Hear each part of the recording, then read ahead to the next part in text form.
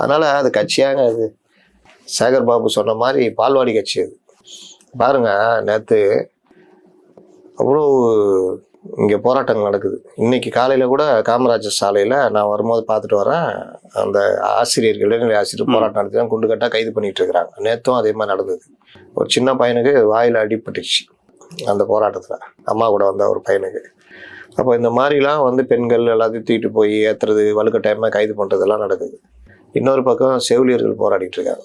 இன்னொரு பக்கம் இவரே கூப்பிட்டு பார்த்த, விஜயை கூப்பிட்டு பார்த்த தூய்மை பணியாளர்கள் இன்னை வரைக்கும் போராடிட்டு அவங்களும் இதே மாதிரி குண்டு கட்டா, எல்லா இடத்துலையுமே குண்டு கட்டா கைது செய்வது. செவிலியர்களுக்கு இன்னும் கொடுமை, பாத்ரூம் போக அனுமதி இல்லை, கொண்டு போய் எங்கேயும் இறக்கி பெண்களுக்கு வந்து அவ்வளோ கொடுமை.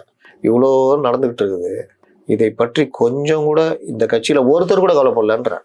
யாராவது ஒருத்தர், அருண்ராஜ் கேட்டாரு, ஆதவ் கேட்டாரு, நிர்மல்குமார் கேட்டாரு, புசி ஆனந்த் கேட்டாரு, விஜய் தான் கேட்கல, மற்ற யாரோ ஒருத்தர் கேட்டார்ல அப்படின்ற மாதிரி கூட எதுவுமே இல்லை.